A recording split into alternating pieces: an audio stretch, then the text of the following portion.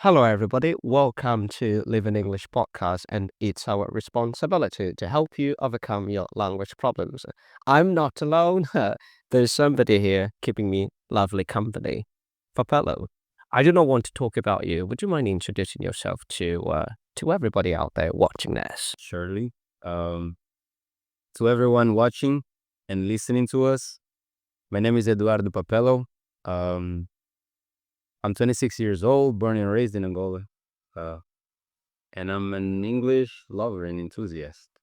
Wow, that's interesting. I thought that you were going to say that you were an English teacher. Well, you haven't forgotten that. I surely haven't, but before becoming an English teacher, I was an English enthusiast and a learner, and every teacher is a learner. Sure. We never stop learning. We still have a lot to learn. We still do a lot to learn. Indeed. So, everyone knows that you're fluent in English. So, how did you get into learning the language? Well, my process of learning the language was very unorthodox, I will say. I've always, as far as I can remember, loved hearing people speak English, especially in TV. And whenever I would come across a native speaker, I would approach this person and try to learn as best as I could from that person. And I've been blessed enough, not lucky. I don't believe in luck. Believe in blessings. I've been blessed enough to come across many native, not many, but some native speakers throughout the years, and that's helped me a great deal. Many people feel threatened or afraid of approaching people, native speakers in this case, but not me. Okay. Me, So you were brave enough to approach them. yes. So, what did you get from them? So here's the thing. I would learn mostly from movies and music, and but not just that, not subjectively. I would always search for the meaning of words. I have this interest in learning new words. I have a passion about that, not just in English but in Portuguese as well. Well, And the one of the best ways that you can learn new vocabularies is by reading. So I was a voracious reader when I was younger. I still am, but not as much as I was. And I would learn new words, new sentences, and these kind of things. And I knew the basics. But when I approached native speakers, even if I didn't speak much, with the little I knew, I would try to communicate with them. And the good thing about native speakers is that they have the patience to correct you when you make mistakes. So I didn't feel afraid of making mistakes in front of them. As a matter of fact, I made the mistakes that I had to make, and I was being corrected along the way. And with that, my English, my skills were being shaped. And without noticing, I was becoming better and better. wow, interesting. So, you've mentioned something interesting pertaining to mistakes. So, my question is, do you think mistakes are important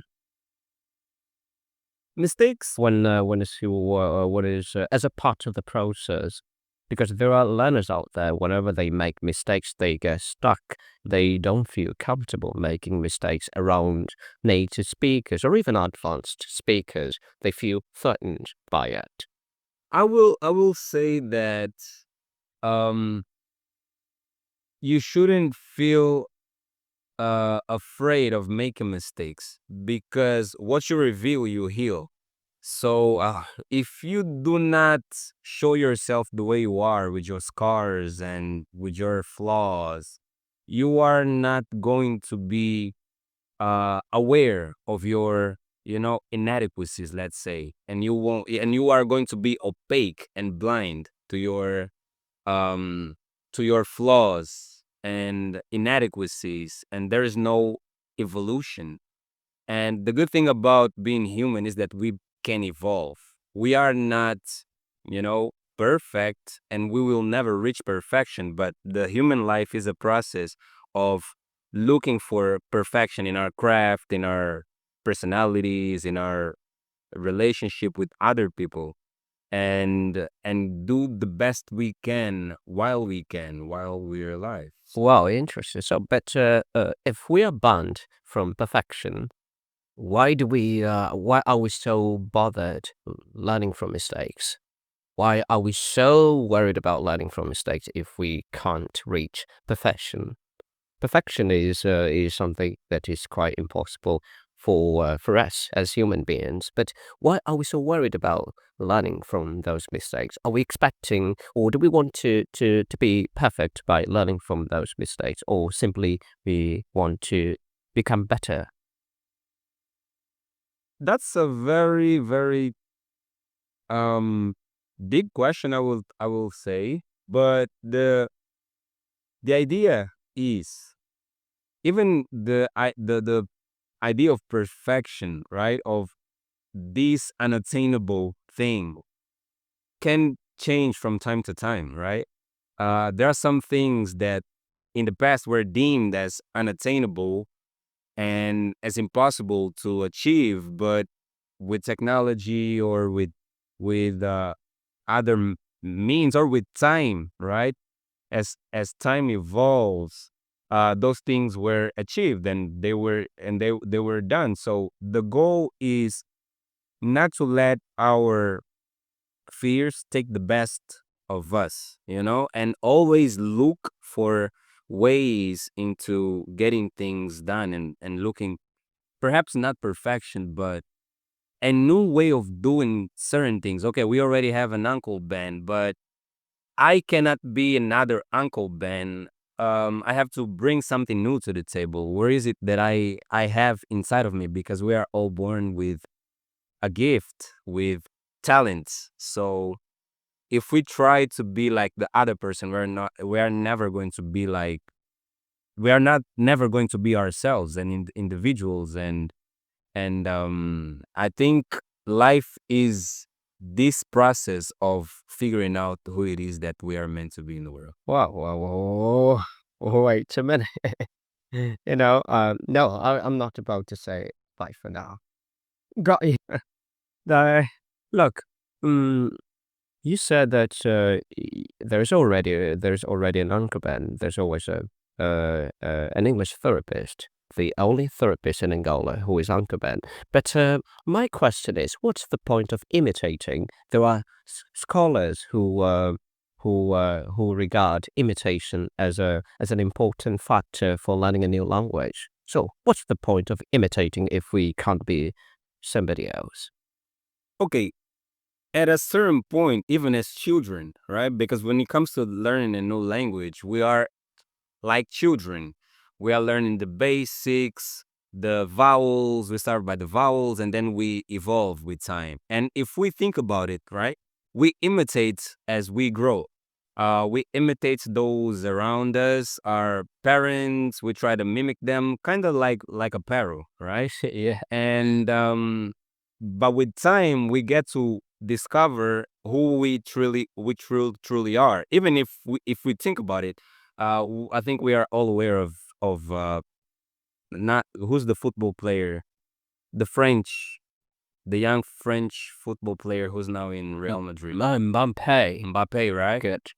We are all aware that he's a Cristiano Ronaldo fan from since Of childhood, course he is. and he used um he was inspired by Cristiano Ronaldo. He even imitated And his moves. exactly. But right now we can clearly see that he can never be like Cristiano Ronaldo. He's Mbappe. He's a star of his own. He has his own style of um playing and getting things. Like, he runs very faster. He has his own moves, and with time it's okay to imitate at the beginning, at the early stage, but with time you have to find out your thing, the thing that is yours and no one else has. So Wow, wow. This is even when I got interested in the English language, I used to imitate a TV host whose name is Stephen Saka. I used to imitate him. I nearly sounded like him. But now when I listened to him a few days ago, I realized that I sound nothing like him because the way he pronounces the word responsibility is different from the way I do. Because I found myself, that was just a stepping stone to my success or to finding who I am. So I'm Uncle Ben. I am no longer somebody who imitates Stephen Sackett. Well, that's so lovely. And there's an online question. I got this question on from Facebook. A friend has been meaning to ask me this question, but I'm not going to answer this question. This question is for you. The question is, what are the best resources for learning English in a non-English speaking country? The best resources. Mm, that's interesting. Um, in a not non-English speaking country, the resources are limited. I have to tell you that. So you have to work with everything that you have in your at your disposal. In my case, um, and there's no. I have to say this. There is no formula. There's no magic potion, right? But Magical wand. no, oh no, it doesn't work like that, and it works differently for each person. So the idea is for you to have fun in the process, all right? But even if you cannot have fun and just do it because you have to do, because learning English has become that task or that necessity that we all have even to survive. So you have to do it even if you don't want to. Well, Take my word for it. So, but if you can have fun in the process, even better, right? Um, in my case, I was watching movies, I was listening to music. I have always loved music. But when listening to music, you have to be careful because when it comes to music, artists they have that thing they call artistic freedom. So most of the times they do not respect grammar rules or they use slangs in their songs. So you have to be careful about that, right? But uh, watching movies, one of those. If you can start by or series, or live action or animes, whatever it is. But I would recommend you to use subtitles at the beginning, right? English subtitles or Portuguese subtitles, and then you evolve with time. You won't need subtitles at all.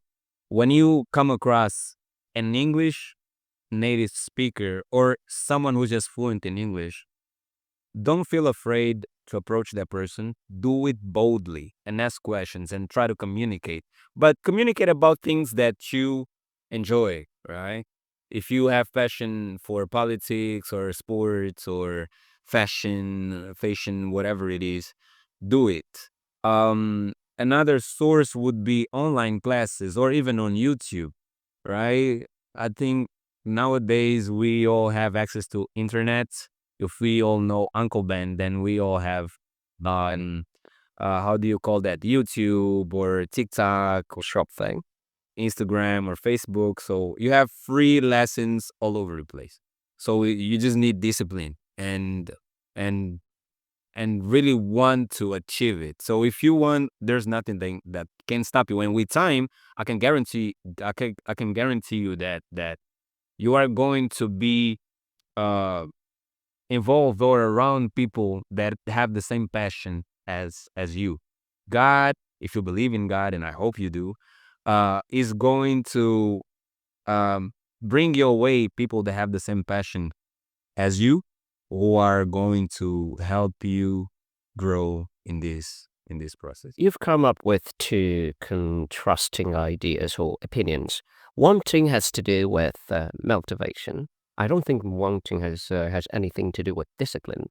So can you can you tell us the difference between these two words, motivation as well as discipline?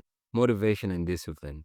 You may not feel motivated to do one thing, but if you have discipline, you're going to do it regardless. So motivation is what gets you started, and discipline is what keeps you there. Exactly. Well, interesting. So, as an English learner, just tell us, why do people think English is too difficult? I think we all think something is too difficult.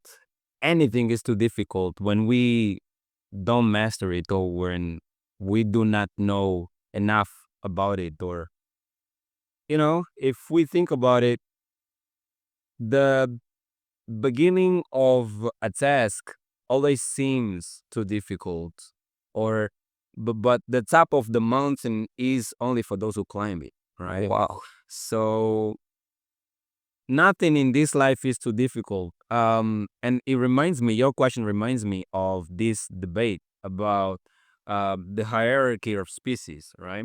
Perhaps it doesn't have anything to do with it, but No, no, don't worry. You make yourself at home. It's Live in English podcast. thank you. So it brought to mind this debate in the scientific realm, and Sheikh Anta Diop, a African scholar, rest his peace. Um, he he said that there is no hierarchy of species because we are all one species, right?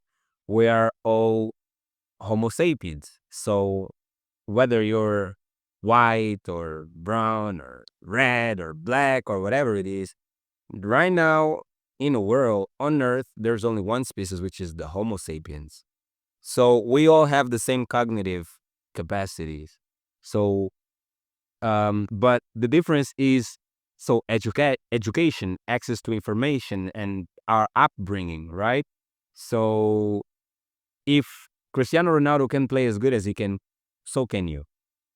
Perhaps Cristiano Ronaldo has access to things that you do not have, but you have to bear in mind that Uncle Ben is not like of a different species as I am. If he can do it, I can do it as well. Perhaps what you have to do is ask Uncle Ben, what have you done to get to where you are? How can I get there? If Uncle Ben is, you know, um, welcoming enough or reasonable enough or good enough or kind enough, he's going to, give you his special formula and reveal it to you. If he's greedy, he's going to keep it to himself because he doesn't want competition. But we can do anything that we want. Nothing is unattainable in this life. Yeah. Well, well. I'm at loss for words. So, before I say goodbye, or before we say goodbye, here is a challenge for you. I want to have a conversation with you without using phrasal verbs. Can you do that without using phrasal verbs? Let's go. You can talk about anything, but remember, bear in mind that phrasal verbs can't be used. You know plenty about phrasal verbs, but you can't use them. Okay, phrasal verbs. Do I have to start the conversation? Yeah, of course. It's your challenge, it's your responsibility to talk to me without using phrasal verbs. But I can. You can't. Okay. So, what is your daily routine like? Oh my God, it's quite challenging because I stand on my own feet. I have to wake up very early in order to get to work. It's also a bit monotonous, so I don't feel comfortable talking about my daily routine. And Yeah. So how about yours? my daily routine, it depends on the day. So I work from Monday to Thursday, but there are some things in our routine that we have no dominion of, right? And depending on what I have to, so I wake up early in the morning. Oh my God, you used it. You lost. No, because it was solely for me. I'm allowed to. It is difficult. That's the way. Thank you very much. Thank you very much for being here, for being on the program. It was an absolute pleasure to have someone like you, someone who is highly talented. So we learned from your expertise, and we hope it is not the first time, Yes. nor Nor nor what? blessed. Good one. That's what I wanted you to say. So we're not complacent because we still have a lot to learn. Bye bye.